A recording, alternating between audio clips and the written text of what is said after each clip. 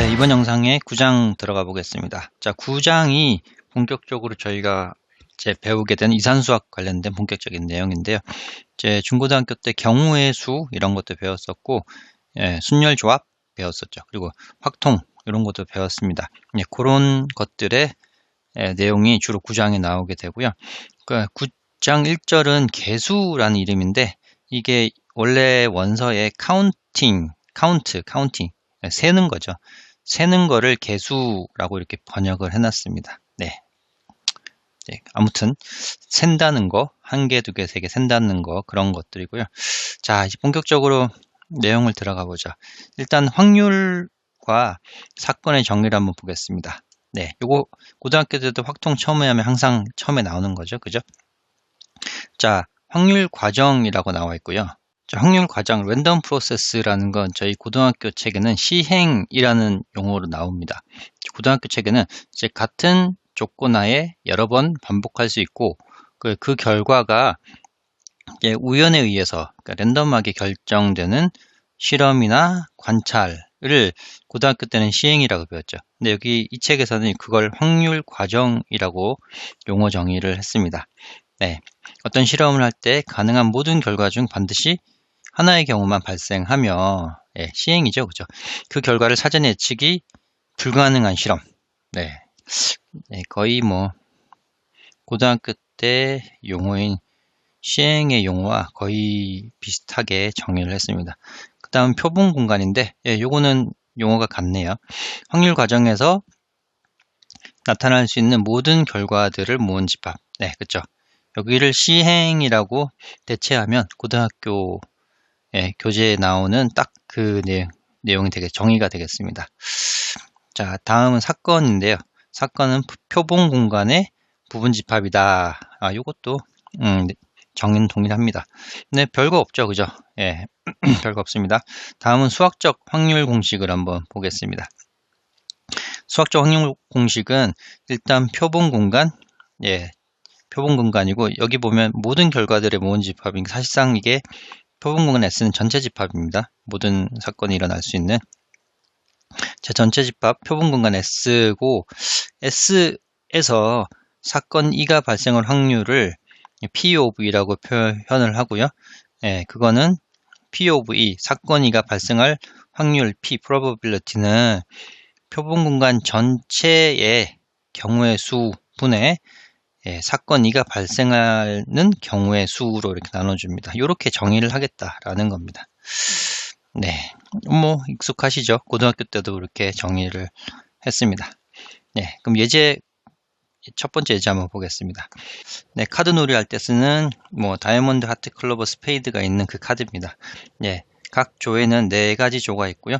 13장이 있죠. 그죠? 에이스 1부터 시작해서 10까지 JQK 이렇게 13장 곱하기 4에서 52장이 있죠. 총 카드가 있다. 완벽하게 섞은 카드를 덮은 상태에서 한 장을 뽑는다고 한다. 그때 표본 공간은 무엇이냐? 잘 알죠, 그죠? 52장의 카드 전체가 표본 공간이 된다라고 할 수 있습니다. 물론 이거 집합으로 나타내도 상관없습니다. 그렇죠?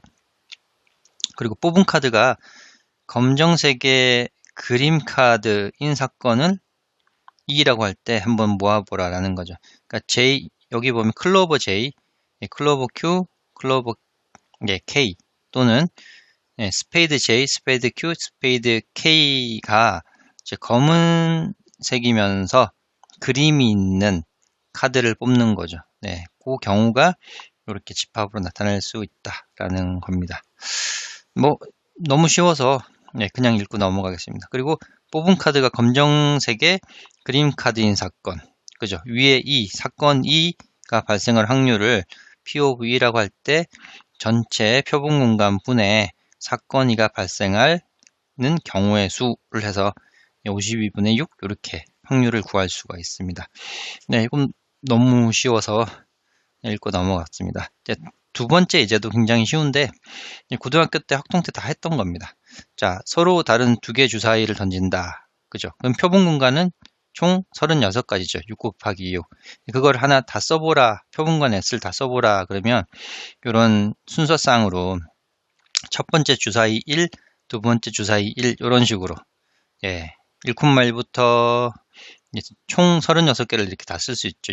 6 나오는 것까지 이렇게 집합으로 나타내는 거고, 두 눈의 합이 6이 되는 사건 2를 기술하고 2가 발생한 확률을 구하여라. 합이 6이 되는 건 여기 1, 5, 2, 4, 3, 3, 4, 2, 5, 1 이렇게 총 5가지가 나옵니다. 그게 사건 2고요. 2가 발생할 POV는 전체 36분의 5개 이렇게. 이것도 뭐 너무 쉬워서 네. 네, 다음은 기본적으로 이렇게 세는 카운팅하는 정리 하나 있는데요. 저희가 이런 거 예전에 해봤었죠. 예를 들어 뭐 정수가 2, 3, 4, 5, 6 있다. 그러면 이게 정수 몇 개냐 하면 이런 경우에 큰 수에서 작은 수를 뺀 이후에 플러스 2를 더하죠. 네, 이렇게 해서 5개 이렇게 그죠? 이 플러스 1을 왜 하는지에 대한 정리가 바로 정리 9.1.1입니다. 목록에서 원소의 수가 몇 개냐라는 거고요. 일단 mn은 정수고 이제 m이 n보다 같거나 작은 정수입니다. 뭐 같으면 한 개 하면 되죠. 그죠? 그리고 m부터 n까지 오른쪽에 있는 것처럼 m부터 n까지 정수의 개수를 이렇게 세보면 큰 거에서 작은 걸 빼고 나서 더하기 1을 한 요 개수가 된다라는 거. 요거는 이제 수학적 기납법으로 한번 증명을 해 보겠습니다. 당연히 저희 받아들이고 중고등학교 때 많이 썼던 내용입니다. 자, 수학적 기납법으로 첫 번째 단계가 이런 거죠. 1번이 예를 들어 일단 m을 한번 고정을 해 보겠습니다. 요 맨 앞에 있는 숫자를 고정을 하고 그 다음에 n을 가지고 수학적 기납법을 해보겠습니다. 그런 방식으로 자, m을 고정을 하겠습니다. 정수 하나로. 자, 그러면 n을 고정된 m에다가 플러스 0, 그러니까 n이 m보다 같은 경우, 요게 이제 첫 번째 단계죠. 그죠? 첫 번째 단계면 이게 무슨 의미냐면 mn이 같다는 얘기는 같은 정수에서 같은 정수 하나가 있다는 얘기입니다. 하나. 그죠? 그러면 여기 n-m 플러스 2를 보면 같으니까 한 개 해서 이거는 참입니다. 괜찮죠? 이게 수학적 기납법 첫 번째 단계고 두 번째 단계는 어떻게 하냐면 n이 그 고정된 m보다 어떤 정수 k만큼 클 때, 요거만큼 클 때, 인 경우 그 개수가 요거다라고 가정을 하고, 그 다음에 하나 더 큰 걸 이렇게 해보는 거죠. 그죠? 경우에, 자, m-m 플러스 한 개가 된다라고 가정을 해보겠습니다. 자, 2라고 가정하자. 네. 근데 요걸 다시 한번 살펴보면, n이, m 플러스 k라고 했었죠. 그죠? 왼쪽에. 거기다가 m을 빼고 2를 더했으니까 요거는 사실 k 플러스 한 개인 경우고 그게 바로 이렇게 만족한다라고 가정하자라는 겁니다. 네. 그러니까 m을 하나 고정을 하고 거기에 k개만큼을 더한 게 쭉 개수가 더해졌을 때 그때 이제 여기 m부터 k개가 더해진 이 총 개수는 k 플러스 한 개다라는 거죠. 이렇다 가정해 봅니다. 자, 그 다음에 확인해 봐야 되는 게 n이 요구용보다 하나 더 많을 경우죠. 기납법을 해보려면 이게 플러스 1인 경우에 어떻게 되는지 살펴보겠습니다. 이게는 하나 더, 그러니까 요 뒤에 숫자가 하나 더 생겼다는 거죠. 그죠? 하나 더 정수가 추가되었으니까 결국 k 플러스 2개가 되겠죠. 그죠? 단순하게. 근데 여기 k가 뭐였냐면 k가 m-n입니다.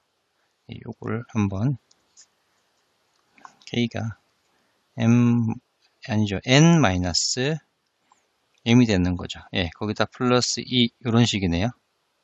그렇죠.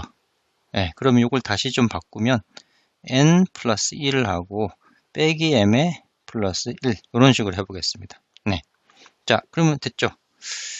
이게 n일 때 예, m부터 n까지일 때 이런 형태가 된다라고 하면 n 플러스 1이면 여기가 n 플러스 1 형태를 만족하면 되죠. 이런 식으로. 그죠? 따라서 이제 n부터 고정된 어떤 정수부터 임의의 n까지 예, 정수를 다 셌을 때 개수는 결국 큰 거에 작은 걸 빼고 하나를 더 더해주는 요 개다 이렇게 예, 증명이 됩니다.